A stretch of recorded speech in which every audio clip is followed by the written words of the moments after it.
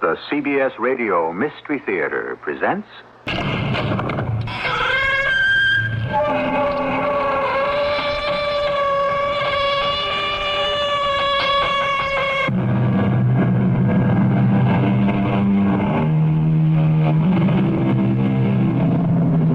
Come in.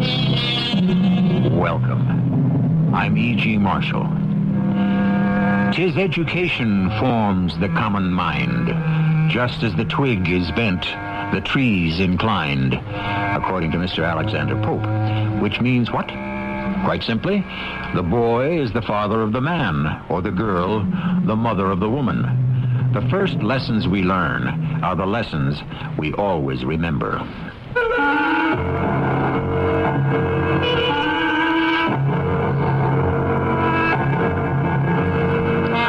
Our mystery drama, Once a Thief, was written especially for the Mystery Theater by Sam Dan and stars Fred Gwynne. I'll be back shortly with Act One.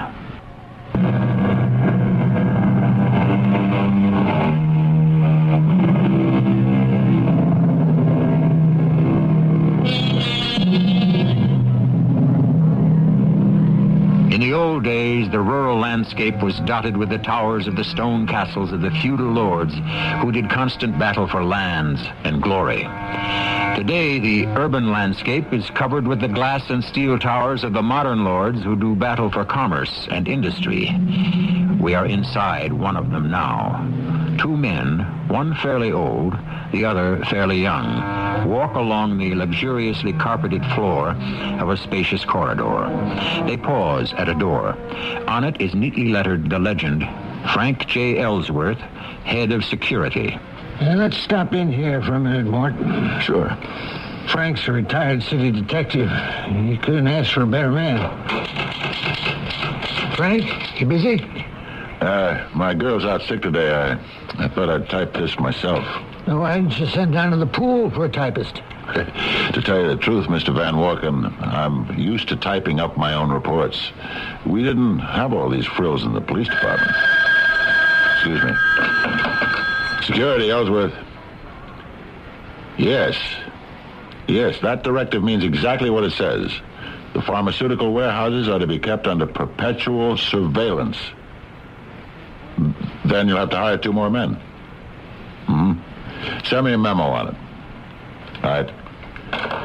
Oh, you're busy, Frank. I just wanted you to shake hands with Morton Sanford. How do you do, Mr. Sanford? Yes. Hello. Mort comes to us highly recommended. He's an efficiency expert. He's going to be working with me on cutting costs. Yes, sir. Frank, I want you to give Mort an analysis of the functions of your security department as you see them. Okay? Sure. Of course, Mr. Van Walken. Budget, personnel, everything. You understand? Yes, I understand. When can you have it? Tomorrow afternoon. That's what I like, Frank. Efficiency. Isn't that what it's all about, Mort? It certainly is. Well, we'll leave you to get cracking, Frank. Now, Mort, I want to show you the auditing department. Goodbye, Mr. Ellsworth. Goodbye, Mr. Sanford. Well, the food must be pretty bad tonight, huh? Oh, no, Bridget. This is great. How can you tell you haven't eaten a bite? Oh, yeah. What are you thinking about, Frank? I was thinking, if this was a long time ago, I could be sure of making $2. How? You remember they used to have this column in the paper, Embarrassing Moments? Oh, you do go back a long way. You sent in your embarrassing moment, and if they printed it, they paid you $2. So how do you like this one? I'm sitting in the office, the door opens, in walks the big fellow himself, Dick Van Walken, right? And with him is the new young hotshot they just took on, who is slated to become number 2 guy in the company. Mr. Van Walken says, Frank, I want you to shake hands with Morton Sanford. Bridget, you know who Morton Sanford is? Well, now, how would I know? You don't remember the name? Well, not that I... Oh, wait. Wait, it has a familiar ring. Yeah, it should.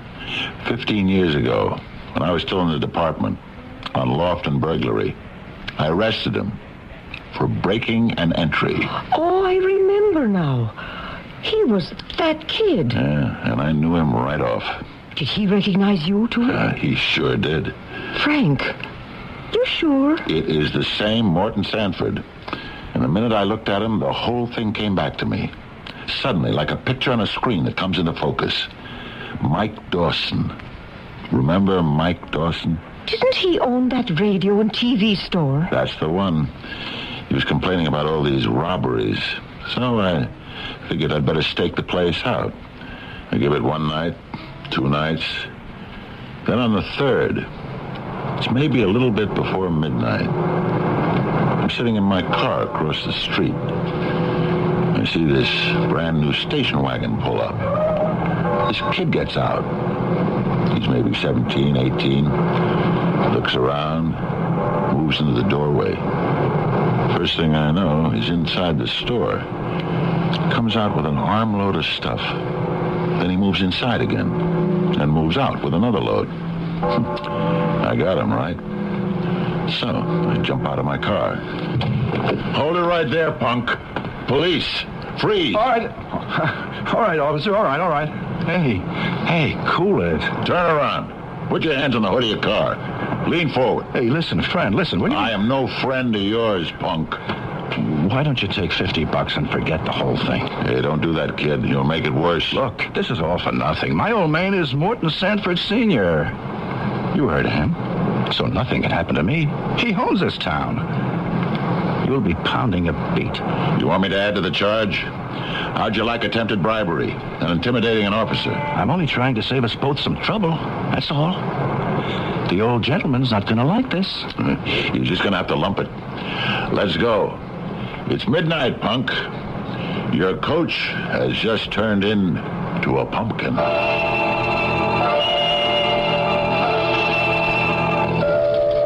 That's a good collar, Frank. You got the evidence and everything. It's airtight, Joe. Write it up and go home. They should all be this easy. 14th Detectives, Lieutenant Krause. Yeah, I'll hold.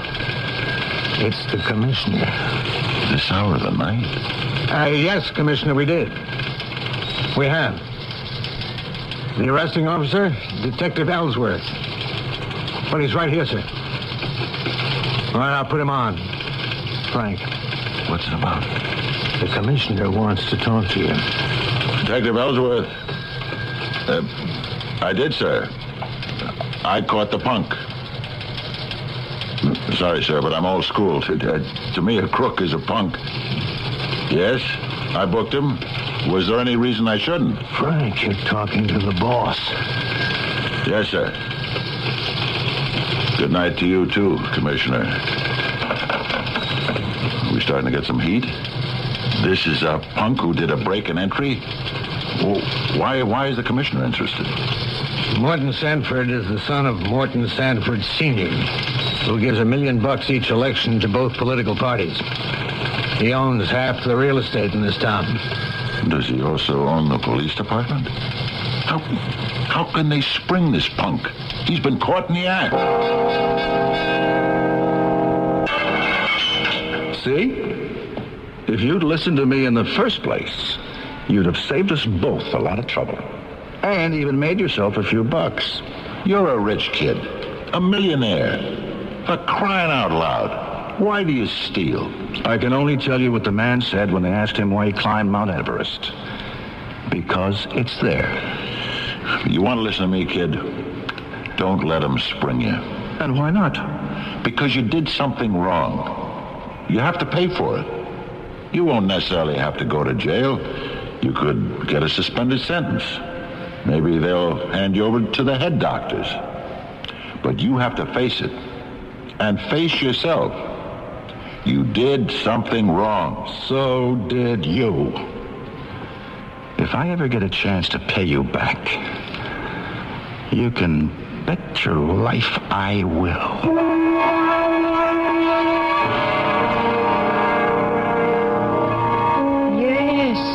I remember that night. They got him out of it, didn't they? Yeah.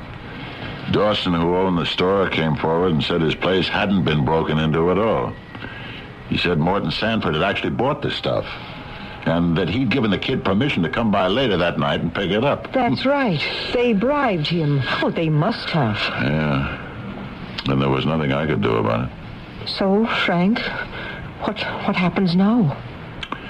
I guess we'll just have to wait and see.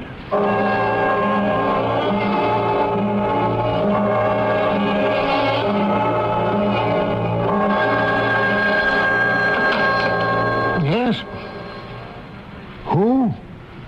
Frank Ellsworth. Tell him to come in. I'll have to see him, I suppose. Hello, Frank. Come on in, sit down. I just got the news, Mr. Van Walken. I'm sorry, Frank. You've been with us 5 years since you retired from the police department. You've done an excellent job. You've been dependable and loyal. It's just that... this new fellow, Mort Sanford... That's why we hired him. Sure. He did the complete analysis. Showed us how much we can save by disbanding our own security system and hiring a private agency. Yeah, can't fight the figures. I've seen the report, Mr. Van Walken. You're cutting down on surveillance for the pharmaceutical warehouse buildings. No, not quite. All our warehouses are on city streets. We do get protection from the city police force as well. And I know how you feel, Frank, but you can understand it's nothing personal.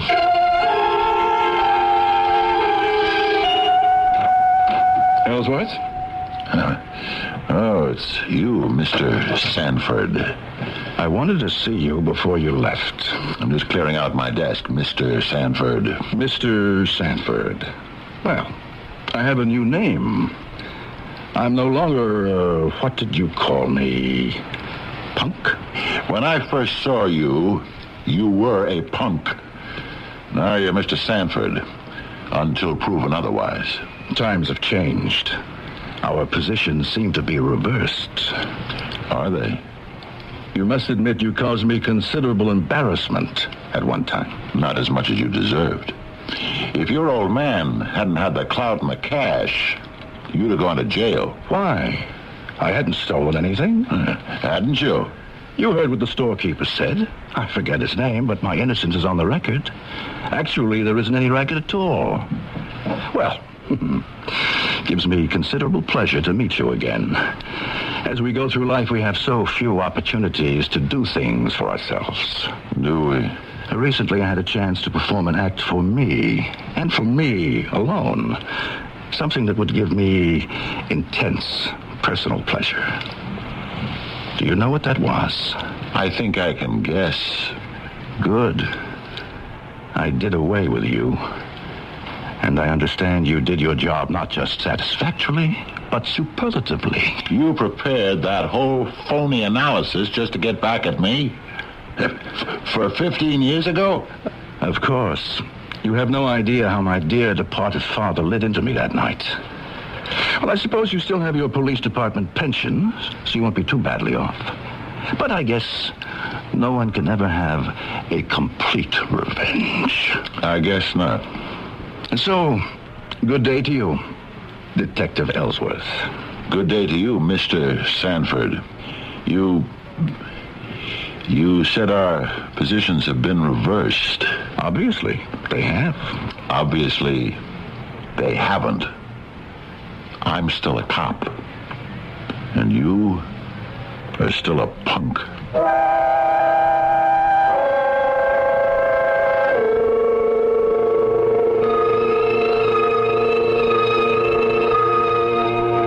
Revenge.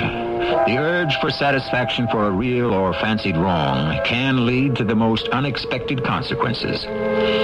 Two men meet after 15 years, and you're positive that they simply will not drop out of each other's lives again this time. And what's more, you're right, as we shall demonstrate in Act 2 shortly.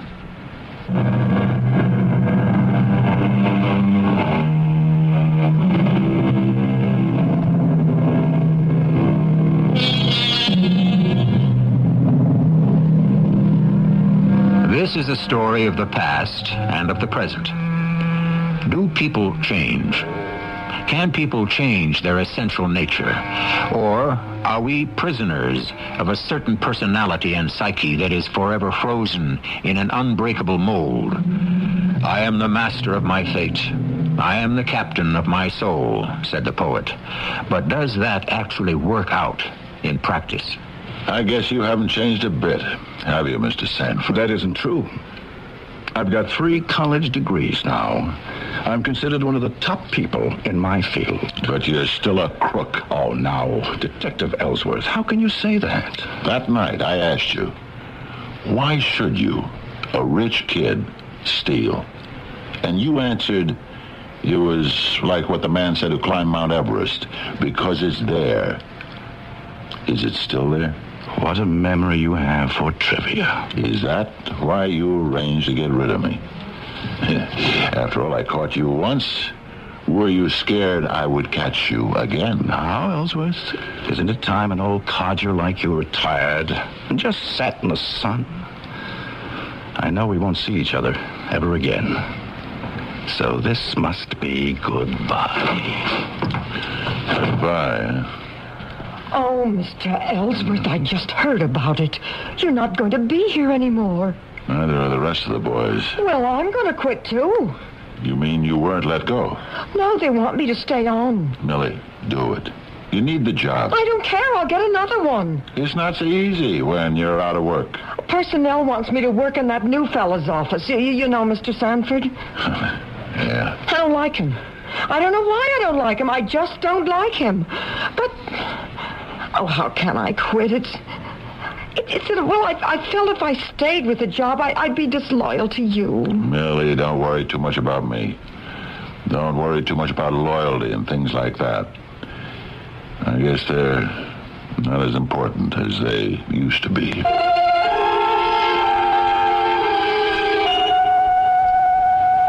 Well, what do you want to do today, Frank? I think I'll read this book, Bridget, darling. It's on psychology. Has to do with the attitude of the habitual criminal. Oh, which means you're going to sit around the house. No. What would you want me to do? Oh, nothing. Let me know when it's time for lunch. Oh, dear, you just had breakfast. How am I going to have you underfoot all day again? Frank, let's think about going to Florida. Bridget, I do not want to hear that word. No, Frank. You can say any word you please except that one. Why? Oh, because it's a dirty word. It means retirement. It means being washed up. No, it means a new stage in your life. I can still do a day's work. Frank, you've earned your retirement. He got rid of me because he's a crook. Oh, Frank, a man may have done something wrong as a kid, but can you hold it against him for the rest of his life? He's a crook, and I am going to prove it. And then I'll feel I've done all my work. Then maybe I'll think about retiring. Where are you going? First you complain I clutter up the house. How do I know where I'm going?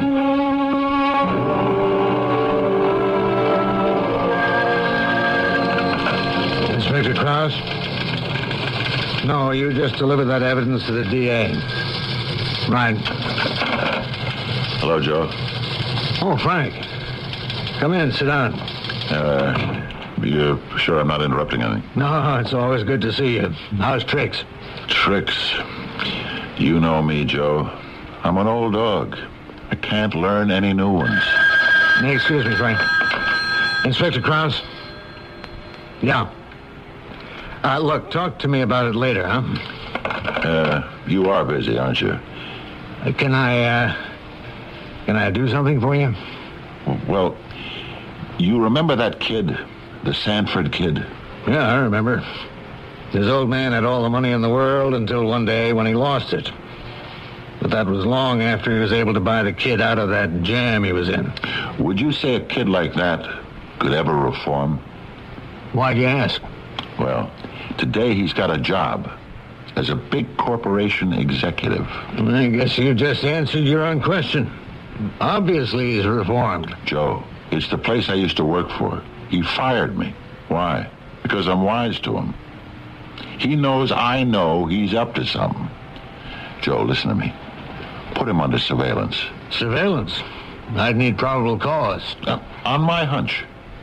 Joe, you used to say you could always go by my hunches. Now, Frank. You and I know he's a crook. You were on the desk that night, Joe, 15 years ago when I bagged him. Doesn't your own instinct tell you I'm right? Sure, Frank. All right, here's what I'll do.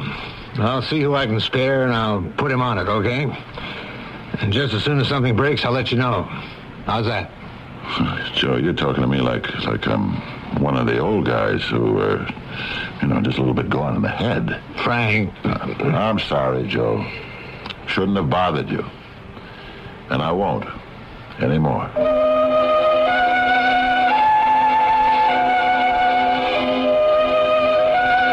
Hello, Mr. Van Walken. What?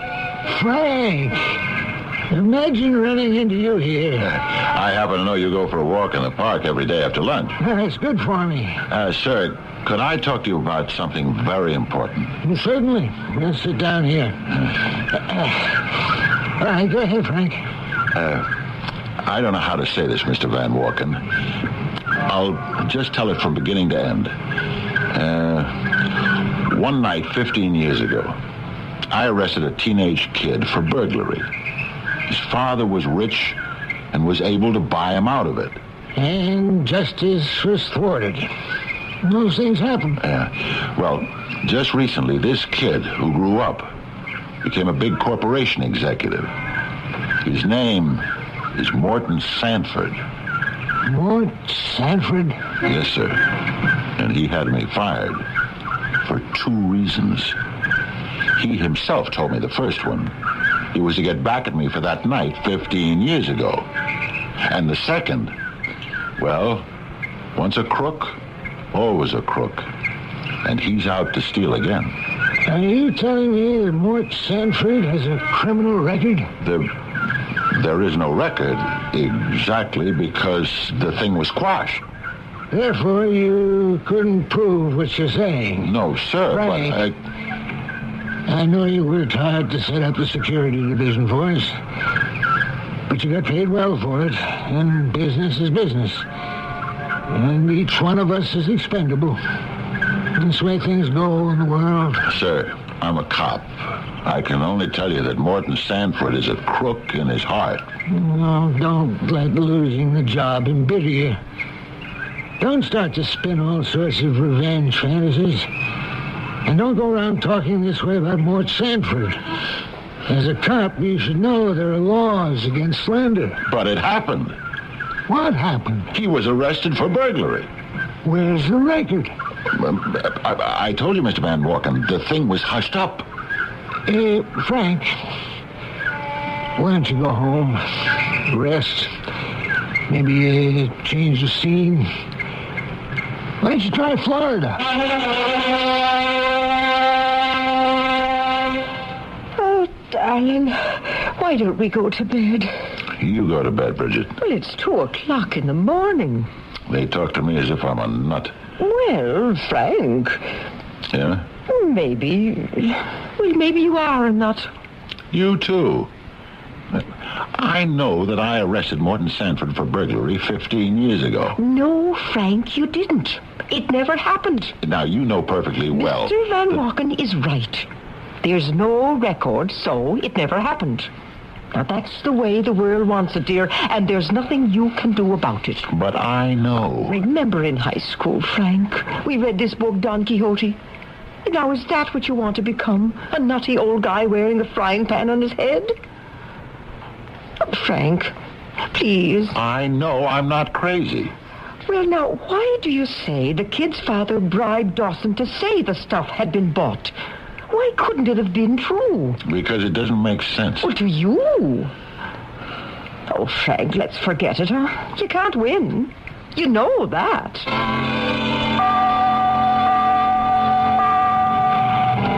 Say, pal, Listen, pal. Have you got a quarter? You mean there's a joint where you can still get a shot of booze for a quarter? They must pour it right out of the varnish bottle. Honest, I just want to get a cup of coffee. Listen, fella, you see that bus coming? When it gets here, you get on it, and I'll put 50 cents in the fare box. Get off at the last stop, go across the street to the shelter for the homeless. Yeah, but you don't have to wait with me for the bus. You just give me the money. I'll put it in the box. No, you won't. You'll spend it on the booze. No, sir. Not this time.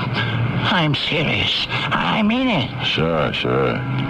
I wasn't always a bum. I used to be somebody. I believe you.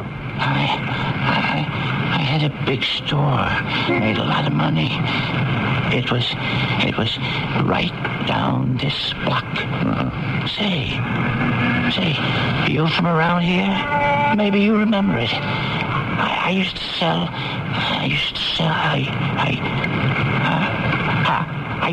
What did I used to sell? Oh yeah, radios, TVs, and hi-fis. You know? My store, it was, where was it? Oh yeah, it was right across the street from here. Yeah, fine. Okay, here comes the bus. No, never mind the bus. And the window. You could read my name. What was my name? Mister, don't get impatient. It'll come to me. My name. Yes. My name was Dawson. Dawson? Yes, Dawson. Did you know me? Everybody in the whole neighborhood knew me. You are Dawson? Yes. I'm Mike Dawson. Mike Dawson. What happened to you?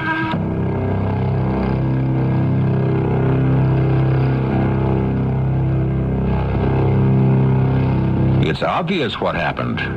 More to the point might be, why did it happen? And what will this mean to the further action of our story? The threads of the past lead us back to the first act, but the imperatives of the future lead us forward to the third act shortly.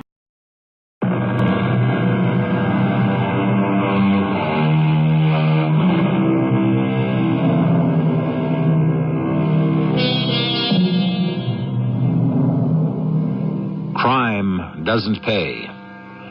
Who said that? Well, no matter who said it first, it simply isn't true. Crime does pay. The rewards are many and varied. Sometimes it brings the criminal wealth and fame. Sometimes death and remorse. But crime always pays something. Usually, in the end, the coin is counterfeit. Listen, you better slow down. I know you're hungry, but... Yes. Better. You look as though you haven't eaten for a week. I don't know. I don't remember. Do you remember me? Huh? No. Why should I remember you? I'm the detective. And it was a long time ago. You came in to make a complaint. Your place had been robbed twice. Yes, I remember. Right? They assigned me to cover it. And you caught the guy. Right. I could have put him away. But you were bought off. No. Don't say that. It's true, isn't it? No. You see, the lawyer, he said to me, look, this is a kid. He went wrong, but if he goes to jail, he'll have a record and be scarred for life. But he said he can be straightened out, set on the right path, give him a break. So I gave him a break, that's all. That's all? You mean no money changed hands? Yes, there was $10,000. $10,000? You had equipment in that store worth twice that. Worth more than your own honor. Honor? Yes, but it was $10,000. And it was free and clear. All mine. The government didn't have to know about it. And my wife didn't have to know about it either. 10,000. And it was all for me. What happened to it? A girl got some. The horses got some. the rest. It went here and there for this and that. And then one day I woke up and it was all gone. My wife found out about the girl. She walked out, took the kids. I love my kids. You want another cup of coffee? The girl walked out on me, too. I had nothing left, so I had to turn to booze. And here I am. $10,000. I always say I'm going to put things together again. Go back to the way it was. But how? The kids are grown. The wife's remarried. And I'm just an old bum. And the punk, I read about him in the newspaper. He's a big shot now. There just isn't any justice.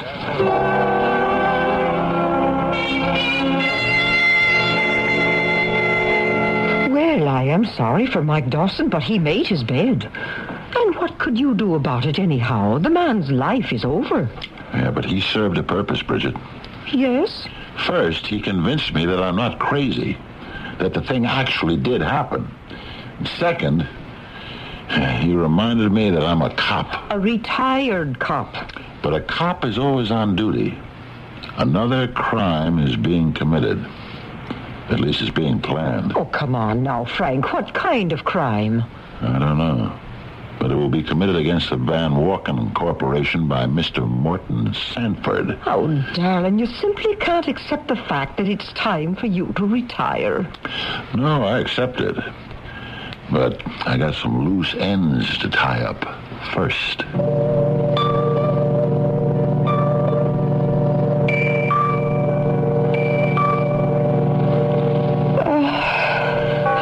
Frank. What's the point in going to bed if you don't go to sleep? Am I bothering you? Oh, no, dear, but it's like this every night, Frank. You just lie there wide awake. Why can't you sleep?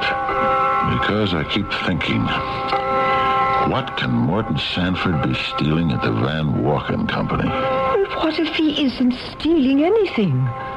Suppose that incident 15 years ago was just an adolescent fling and he outgrew it. Bridget, I know I'm right. And I wish somehow you could help me instead of putting me down all the time. I just keep going around and around. I have to get organized. All right, Frank. All right. Now, have you asked yourself, what would he be stealing that you could catch him at if you were still there? It's your own theory, Frank. You said he fired you because you caught him stealing once, and he didn't want you to catch him stealing again. Well? You're right.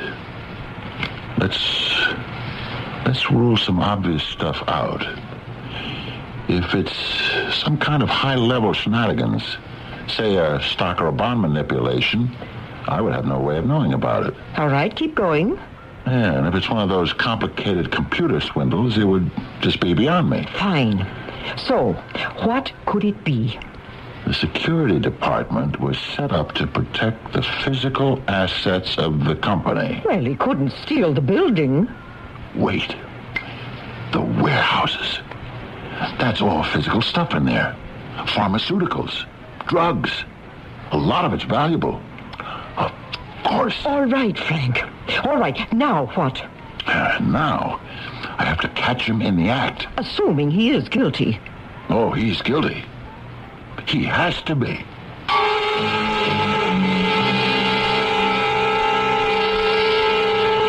Oh, thanks for taking me to lunch, Frank. How are things at the office, Millie? Oh, it's not the same with you gone, Frank. I got all kinds of things to keep track of now. Yeah? Things like inventory control at the warehouse. The warehouse, huh? Yes, it all has to do with product availability. Millie, would you want to do me a couple of favors? Oh, sure, Frank. Well, first, don't tell anybody you had lunch with me, okay? Or that you even saw me. Oh, no, okay. And second, Do you happen to have the latest inventory figures? Oh, sure, in my desk. Do you suppose you could let me know what they are? Well, in a general way, I can tell you right now. The warehouse is full. It is, huh? Yeah, it's supposed to be, according to Mr. Morton Sanford. Thanks, Millie. Oh, for what? For letting me finish something I started 15 years ago.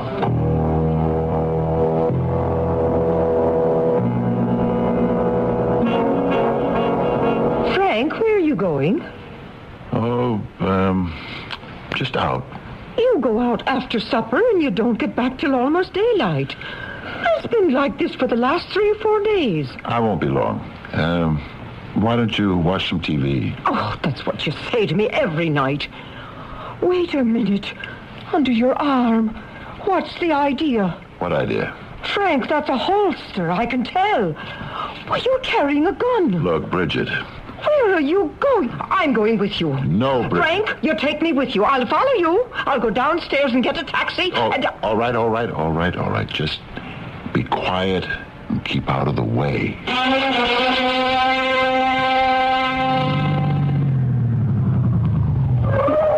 Where are we, Frank? A little ways up across the street. The Van Walken Pharmaceutical Warehouse.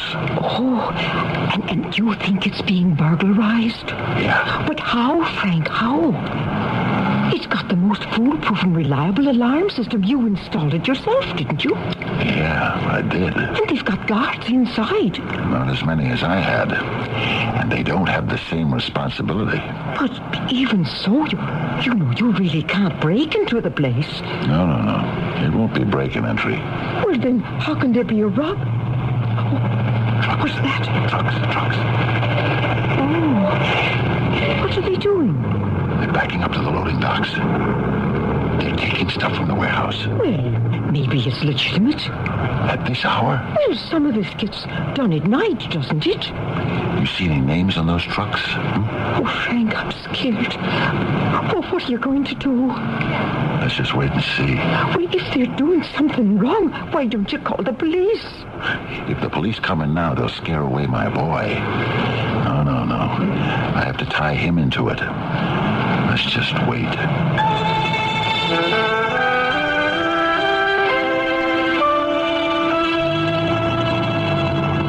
Oh, the trucks are leaving. Yeah, they're all loaded. They're finished. Now what, Frank? Now we got him either way. But I sure hope he's here. Who? Look, there he comes out of the warehouse. Oh? Now, Bridget, do as I tell you. Yes? Understand? No matter what it looks like or sounds like, you do exactly what I tell you. Yes. Get behind the wheel. Hold it right there. Police. What? You?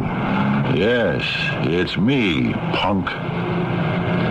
What's the meaning of this? You're under arrest. You're no longer a police officer. This is a citizen's arrest. On what charge? You just robbed that warehouse. I am an executive officer of that company. Yeah, and you've been stealing them blind. Get in the car. Frank? Madam, are you this man's wife? Do you know what can happen to him? Get in the car, punk. I can sue him for false arrest. He can go to jail. Worse, he's obviously insane. He can be institutionalized for the rest of his life. Get in the car. You'll regret this. They'll put you away. You don't have to threaten me. I know what I can be in for if I'm not right. Frank, what do you mean, if? Maybe what happened here tonight was on the level. Maybe it was all on the up and up. But why would you be here? A big shot like you. I'll tell you why. To kill the alarm system, right? Now listen, detective. I'm not a detective anymore. I'm only a private citizen. But you're cooked. Your inventory shows this warehouse is supposed to be full. How did you know? Tomorrow, Dick Van Walken will look at your statistics, and then he'll look at the empty shelves. And you've had it. The shelves aren't empty. Oh, that's right. You can see the cartons on them from floor to ceiling, but I'll bet they're only 2 deep. There's all that empty space in the back. Listen, what's it to you? Why don't we talk this thing over, in a sensible way? Ah, you mean you want to bribe me? Well, why shouldn't we have an understanding? Oh, we do. You're a crook. But I can't help it if I steal. I tried to tell you that 15 years ago. If you'd listened to me then, you wouldn't be here now. Can't we talk this over? Get in the car. No. You want to arrest me, I won't let you. You won't shoot me, I'm going to go after those trucks. I'm going to make them come back. I'll replace all the cartons. And then no one will know. I'm going after those trucks. When Dick Van Walken sees that empty warehouse, I'll tell you one thing. Morton Sanford won't be dealing with a Mike Dawson. Dick will even offer me my old job back. And will you take it? 15 years ago, I collared a guy on this very street. He beat the rap. Now I finally got him. So what are we hanging around here for? Let's go to Florida.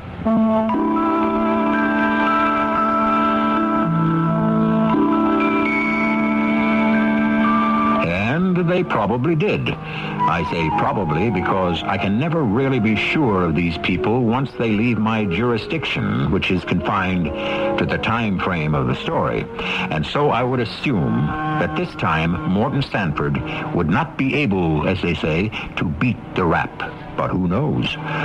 We can only be sure of death and taxes. And there are some people who probably can get around that, too. I shall be back shortly.